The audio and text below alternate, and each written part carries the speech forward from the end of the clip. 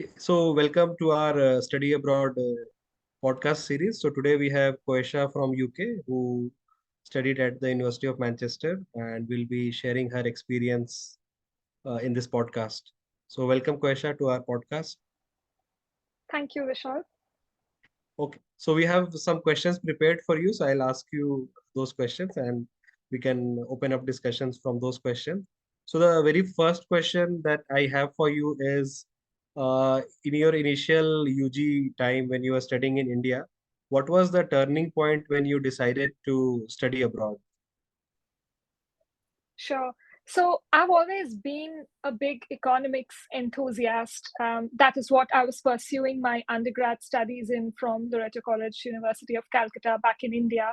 And then because of my passion and continued interest in the subject, I knew this is something I wanted to specialize in further and pursue a master's degree in.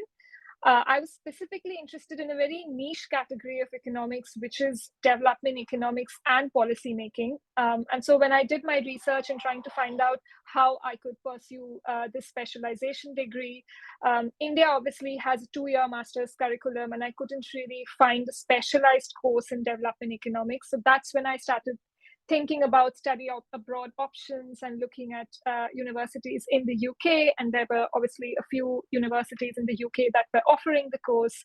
And that's how I made up my mind to apply abroad and pursue my specialized degree in Master of Science, Development Economics and Policy from the University of Manchester. So did you apply to like more colleges or you just applied to few? Could you tell a bit about that? Sure. So I applied to a selection of 5 to 6 colleges, I would say. And the way I approached it is to categorize the universities based on my probability of getting through into those colleges. So, say like a top 2 or 3 universities where they are sort of my dream universities, but lesser probability of getting through due to their reputed world university rankings or just higher competition. So basically, they are universities like, University of Oxford, LSE, and stuff. And then I had a sort of second category where there's 50-50 probability of getting through based on my sort of, academic record and other extracurriculars and experience. And then sort of a third category where there's higher than 80% chance of getting through, but maybe lower world university rankings. So that's the basis by which I approached my application process and then got through around 3 out of those 5 universities. And how did you decide which one to go for at the end out of these three? Definitely research. So I dug deep into the university websites, all the available information online, as well as attending a few sort of networking meetings and stuff that were happening before these university courses begin. So networking more virtually just to understand, student experiences who have been studying there, as well as from my research trying to find out, what type of research the university has been publishing, doing, what kind of professors are teaching there, what are the professors' expertise in which research topics. Is that something that aligns with my research interests and something that I would like to specialize in as well? So it's like a combination of different factors and kind of doing a weighted average of these factors that helped me finally narrow down upon University of Manchester as the department that I went to, which is the Global Development Institute of the University of Manchester, is one of the top 3 departments in the world for its social science and development economic studies. And so that's the basis on which I finally went ahead with. So it was the college ranking as well as, let's say, the course ranking you did research on, and that's how you decided that, okay, fine, this is the best I could do with whatever applications I did. Absolutely. A combination of rankings, research publications, as well as aligning those with my interests and specialization as well. Sure. And what was the application process like for these universities? Probably you had to apply online, and what were the documents required for these applications? So the application process definitely varies a bit from university to university, and the best way for me to go about it was to check the eligibility criteria section of each of the websites. They usually have a clear list of documents required and every sort of application requisites available on their online portal. So just following that step by step in advance, giving it ample amount of time to make sure I have completed all the required tests, for example GRE or any English language tests, IELTS or TOEFL, as well as any other documents that I required from my college, which needed to be attested by the principal or like the head of the department of my economic cell back in college. So just preparing in advance, going through the list, making sure that I have everything that I require before the the application deadline as well was really important. There are also a couple of universities in the UK that would require a payment to submit the application. So also being mindful of that and making sure that you have your finances ready for international payments to go through when you're submitting and not sort of stuck with it on the last day was really important. So clear organization, planning, and sort of mindful activity of being prepared in advance definitely helped. So you wrote IELTS or TOEFL for your applications, or they were waived that time? I had to appear for my IELTS exam to be able to apply and get the results for it before I could submit my results and complete my application. So it was still very much a requisite at my time, along with GRE as well. Not all universities required it. GRE is again very specific to which course you're applying for. Because I was applying for an economics master's, some universities required a GRE score. And even some universities that did not require a GRE score, it's sometimes just advantageous to submit your score anyways, because it gives you that sort of competitive edge compared to other applications who might be applying to the same university. About this IELTS and TOEFL, there is there are two exams, right? You had a choice, or you were like pretty much clear that I'll write IELTS only, or were you confused? Should I write IELTS or should I write the TOEFL? Yeah, that's a great question. I think in the initial phases, I was a bit confused about which exam to go for. And then I sort of went to the university websites. And again, really depends on which university, which course you're applying for. Sometimes they have a very clear condition that you will need to submit an IELTS certificate only, whereas some universities are also open to either or. And then I also consulted British Council, and kind of they have quite a few sort of books and support available for IELTS prep. And so ultimately, after consulting them as well as the university that I was targeting, IELTS was the option that was suited for me, and so that's what I went for. And you had to submit recommendation letters from your professors, like two or three, like that?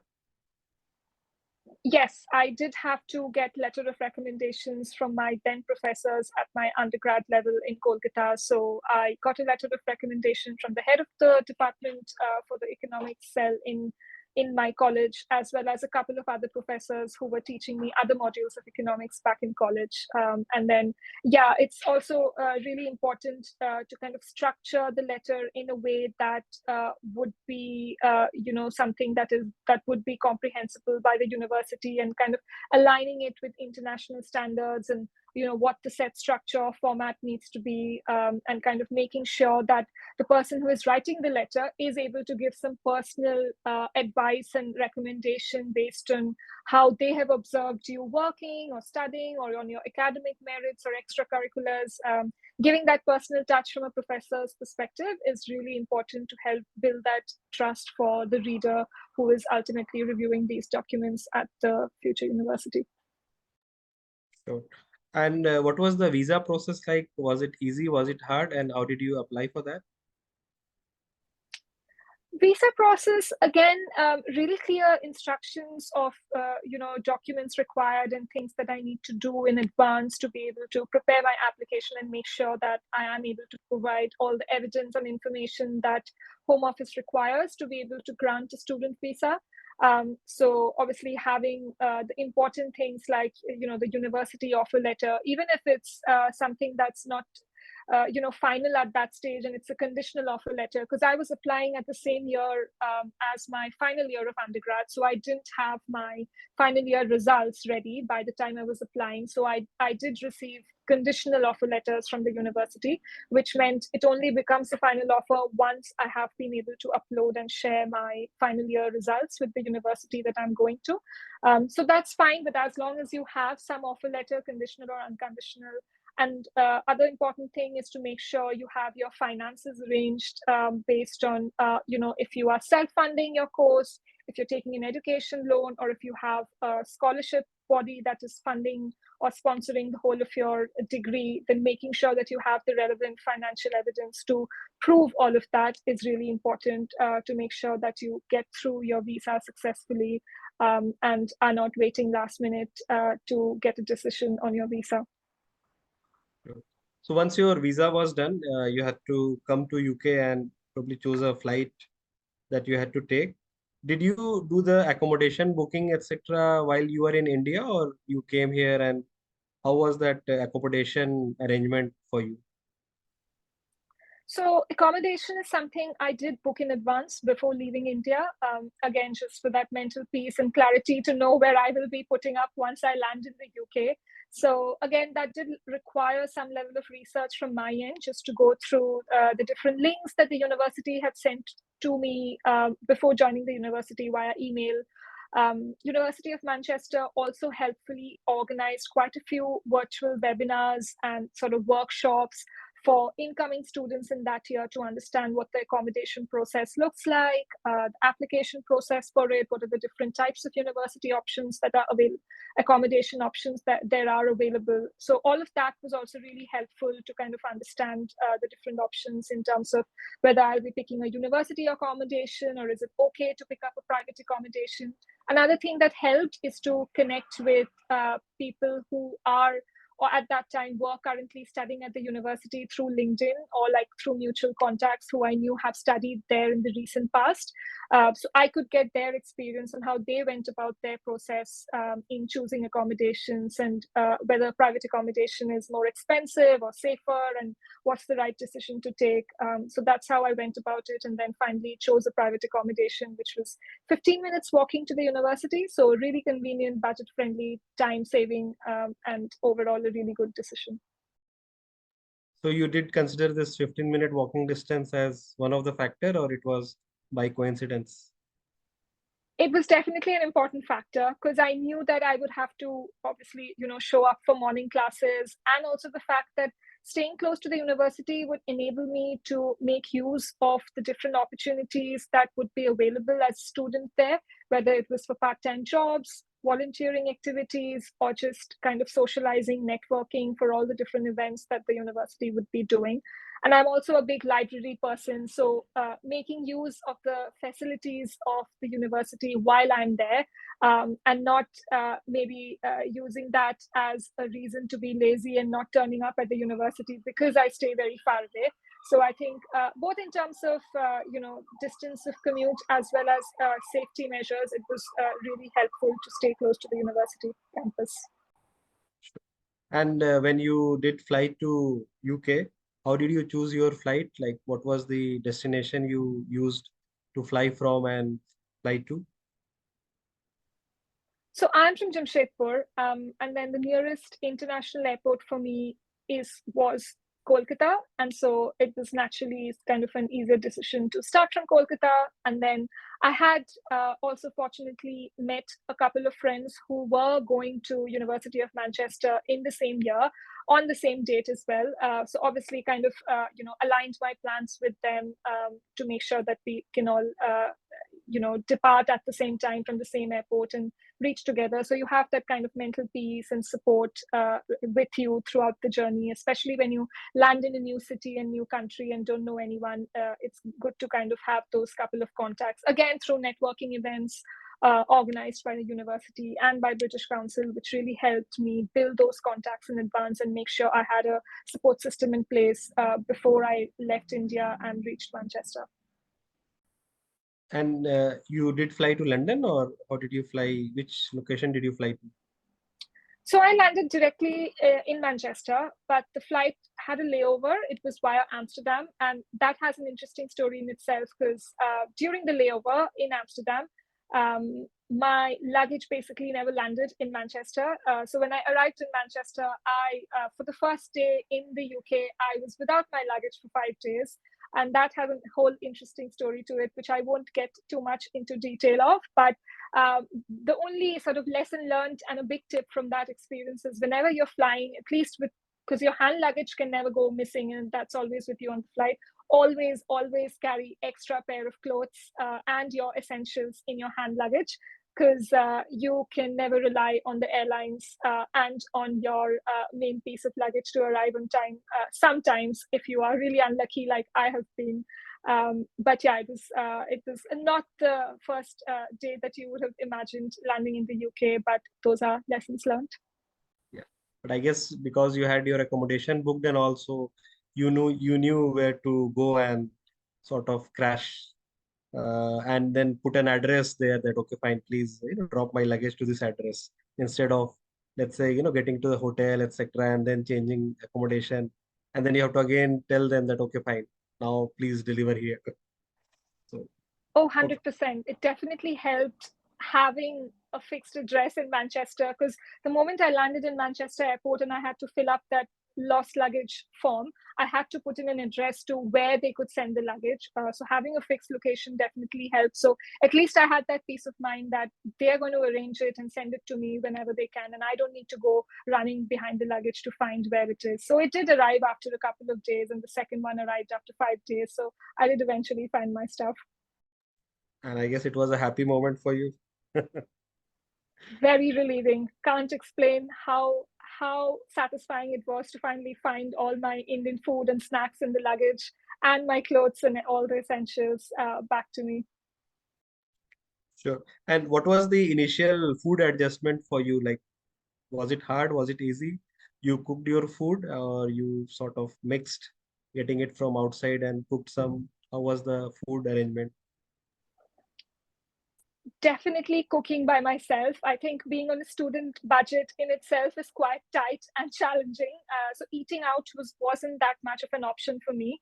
So basic groceries is what I sustained on. And then the best thing about the UK is that the grocery access is really easy and convenient, no matter wherever you're staying, close to university or not. I think I was quite fortunate. I had a couple of grocery stores right downstairs from my accommodation. So just getting the basic stuff and making sure that I was equipped in the basic learning skills while I was staying in India. So thanks to my mom for prepping me for those basic cooking skills. So when I was in the UK, then I could at least make sure that I could survive by myself without depending on takeaways. And just cooking and making the essentials helped me sustain myself. So I guess you would advise everyone who's study abroad aspirant to have some basic cooking skills to survive outside. Otherwise, it can be very expensive for them. Oh, 100%. It's an essential life skill, especially if you are looking to live abroad, stay abroad, and save on your expenses. Then cooking is a life hack everyone should be well versed in. Otherwise, you're going to end up digging a big hole in your pocket. Unless that's not a concern for you and you are comfortable with just relying on takeaways, then that's great. But if you are anyone like me who wants to save up on a student budget, then definitely learning these essential life skills while you are in India would help you once you are here by yourself. And how was your cooking? Sorry, not cooking, cleaning and other household chores experience like laundry, etc. Because probably you may not be doing everything back in India, but once you went to UK, you had to do pretty much everything. So was that a bit of a disappointment, or you were already mentally prepared for that? Uh, I think in this case, however much of mental preparation you have, that doesn't really help once you start executing all of it in action. So I definitely was aware that I wouldn't need to do all of this while I stay in the UK, because I knew people who had lived here before, studied here before. I spoke to them and I thought, okay, I can do all of this. But it's a whole different ballgame when you actually have to do it by yourself and you don't have anyone here to be able to help you with it, while balancing obviously all of your studies, classes, assignments, deadlines, and, job hunting, extracurriculars, all of that. So it's not easy. It's not easy to find time for it, which is where things like, being disciplined with your schedule really helps, because these are also essential things, life skills that you need to have when you are sustaining by yourself. You can't really do away with them, because you need to wear fresh clothes. You need to turn up in your class with a fresh wardrobe. So I mean, these are things that you have to learn on the way, and that's what I did.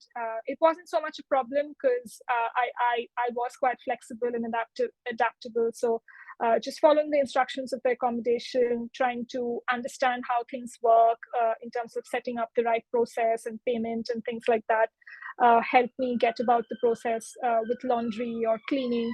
Especially when you're sharing your accommodation with other flatmates, it's really important to make sure that your common places in the kitchen, in the living room, etc., you're keeping neat and tidy after use, because that could annoy a lot of your flatmates if you're not one of those people who can cooperate easily. So just being mindful of how you are living, and whether that's kind of causing any concern to anyone is also important. And that's something that university life will definitely teach you, especially if you're in a shared accommodation, even if you have obviously a room to yourself and all of that, but anything that you're sharing with others, and you have to be mindful, because everyone has their own habits and hygiene processes which we should respect. Yeah, sure. So, your initial few days or first few weeks of classes, when you went to the college and you went to the classes and you had the assignments, what differences do you see, let's say India versus UK, or let's say your Indian college versus the UK college? What were the initial shocks or surprises that you had? That's a great question, and I could go on about this for a bit, but I'll try to keep it short. So there's definitely a lot of differences, and like the initial culture shock that we were talking about in terms of the cleaning and cooking bit, there is also a bit of a shock in the education system, because the methods are just different. I'm not necessarily saying that one system is better than the other. It depends on how you interpret it and what you get out of it. But it's definitely different. And I think what I realized in my journey and from my course was that there is a lot of emphasis on practical experience and practical learning outside of your regularly assigned textbooks or coursework.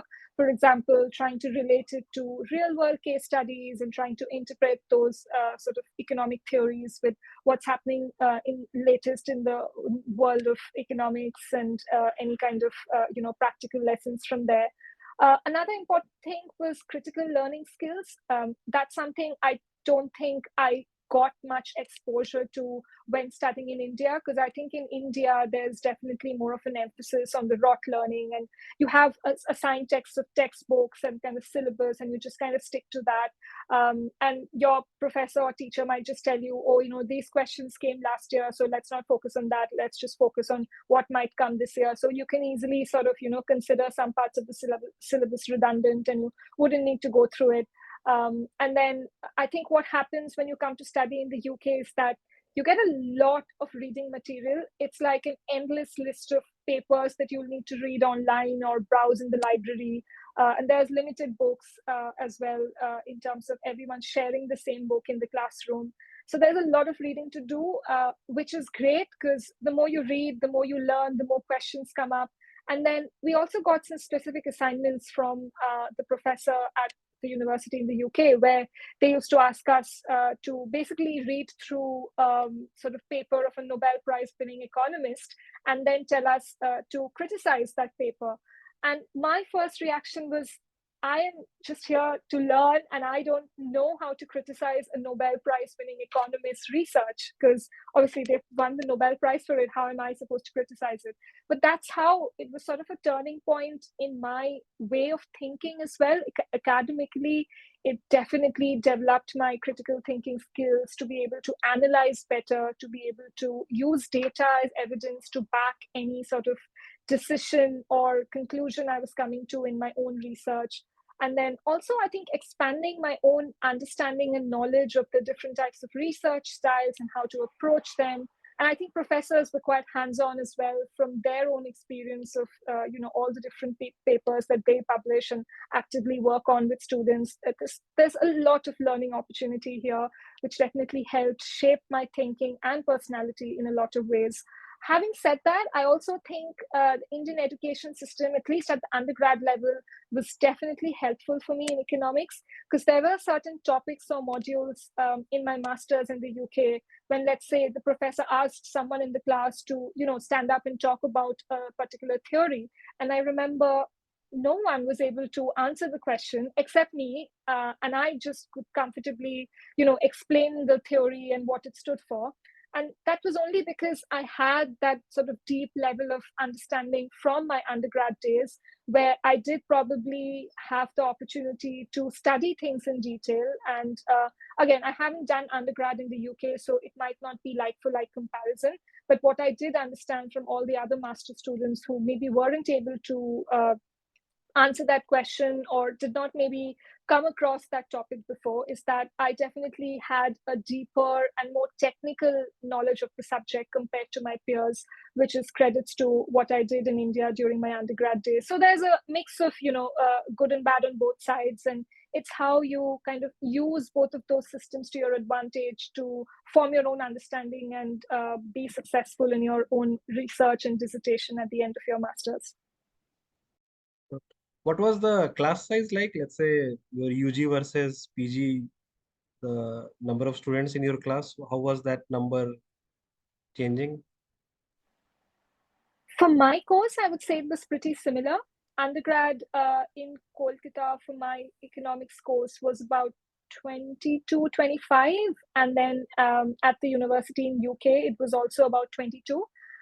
But that's again just specific to my course. I am aware of other courses like international development or international relations, or even business courses for that matter, which had more than 50, 80 students in the classroom in UK. So it varies, depending on which course, etc. But because my course was more niche and specific to development economics and policy, it was more sort of limited in the number of students and quite different from other courses in that sense. Sure.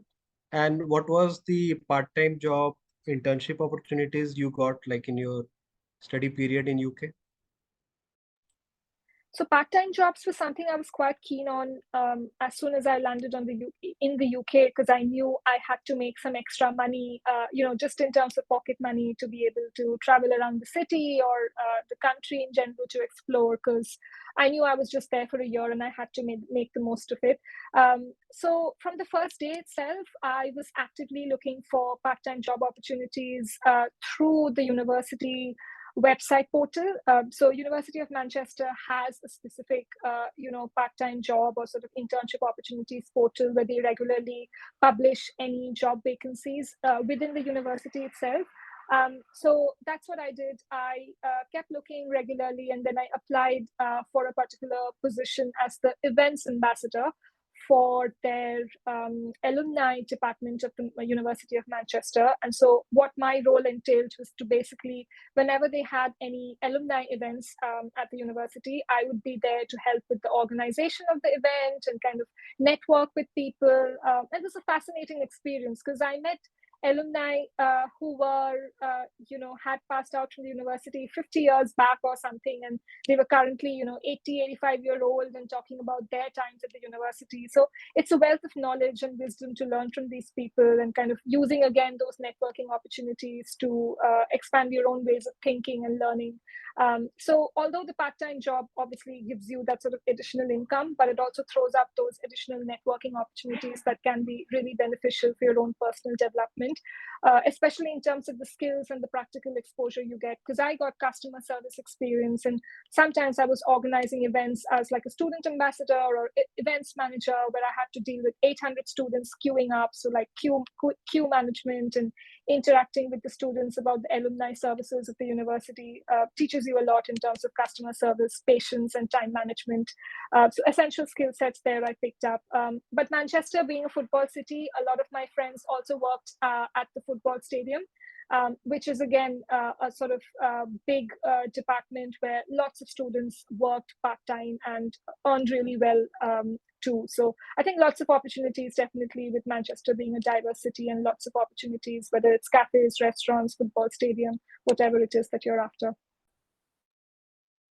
What about the final placements? Like in India, there is like a placement cell or a placement department which helps in the placement. But in most developed countries and the top colleges, there is no placement cell as such, which helps you get a job. So most people actually learn the job hunting by themselves. So how did you find your placement?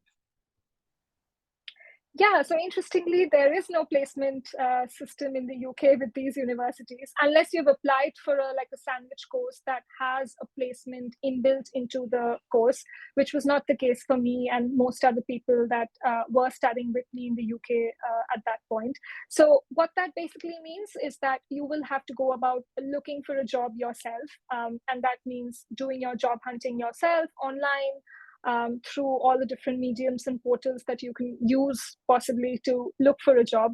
So that's what I did. I was actively hunting for jobs from very early on. And I think that's the main trick and hack.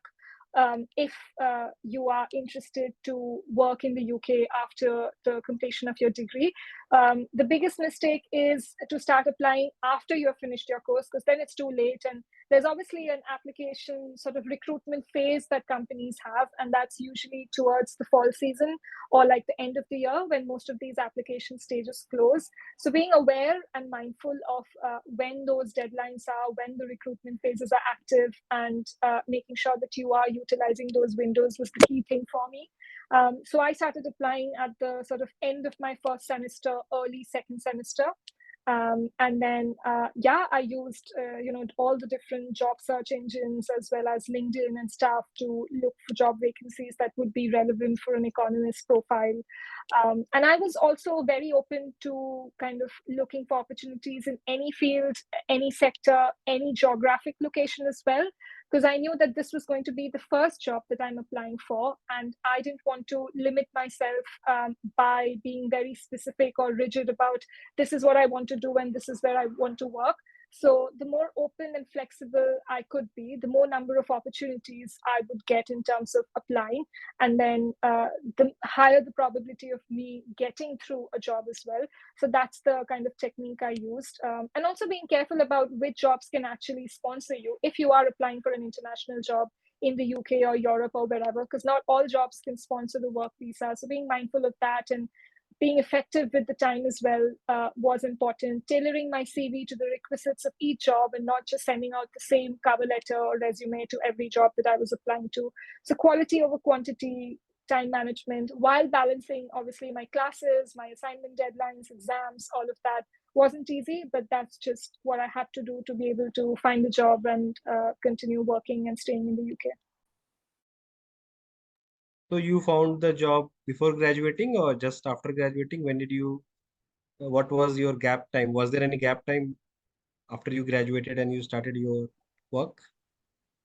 Luckily, no. I did find a job before I completed my graduation. So, like I said, because I was applying early on, I found a job in my second semester itself. So, even before I had applied for my final exams or submitted my dissertation, I had an offer letter, I had a job. So, that came with a lot of mental peace, because then I knew that, I had something to fall back on after completing my course and degree. And I didn't have to worry about finding a job last minute while also trying to submit my dissertation, which can be a very stressful time for students. So yeah, I was lucky with finding a job, having no gap time, and I could start with my job immediately after completing my master's and before even receiving my graduation certificate or degree. So what are your future goals? I see that you have been already working for some years and you are starting your venture. So what's your future goals like? How do you see yourself in 5 years? Like a typical question. Yes, great question. So yes, I have been working for the UK government, and this has been my first job. It has been 6 years. I have been working for the Department for Business and Trade as a senior policy advisor in the UK government here in London. And very recently, I have also now launched my own venture, which is called The Leading Youth. It is a global youth leadership platform for students and young professionals to empower and upskill them in all employable skill sets, as well as providing them with the guidance that they require to be able to excel and lead in whichever field and domain. So the reason why I came up with this venture was inspired from my own journey, because when I started in the UK, whether I was studying or when I started working, I realized there was missing guidance as to how to go about the job hunting process or university applications, and getting someone to review my application, my statement of purpose, or my resumes and cover letters when I was applying for jobs. It can be a really stressful time. And if you don't have the right guidance, you will end up making mistakes and regretting later. So I think that's where I realized the importance of mentorship and having the right mentor, which is what I'm trying to provide through my platform at the Leading Youth. And something that I picked up from my professional journey at the government is the importance of soft skills. Again, this is something that is unfortunately not taught to us at schools or universities, and we are sort of expected to learn on the job when we get our first job. While that is something I did, but I was also fortunate enough to be trained at my job in basic employable skills like communication, influencing, negotiation, leadership, and management from a beginner's perspective. And I realized this is not something that every young person has access to, but it is extremely essential for them to be able to confidently deliver whichever job or sort of academic environment they are in. So that's where I got the idea of coming up with leadership and management training courses specifically catered to young people within the age group of 15 to 30, so they can feel more empowered and confident when they take up their first jobs or are looking for that promotion opportunity.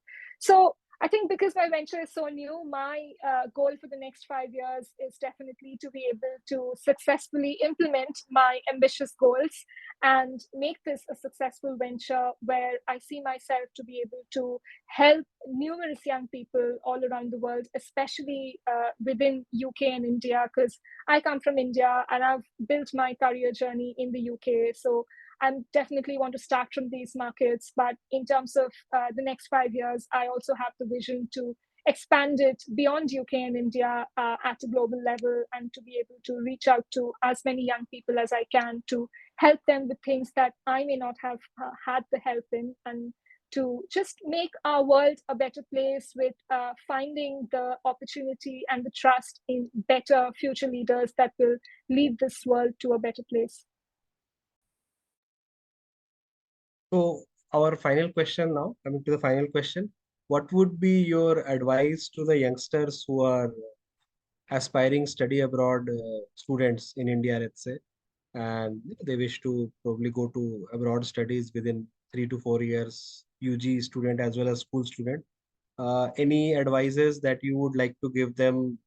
Maybe anything that you think they should do that you didn't do, or you did but most people don't do? Any specific advices for the juniors? I think the first thing really is to be clear about why is it that you want to pursue a course abroad?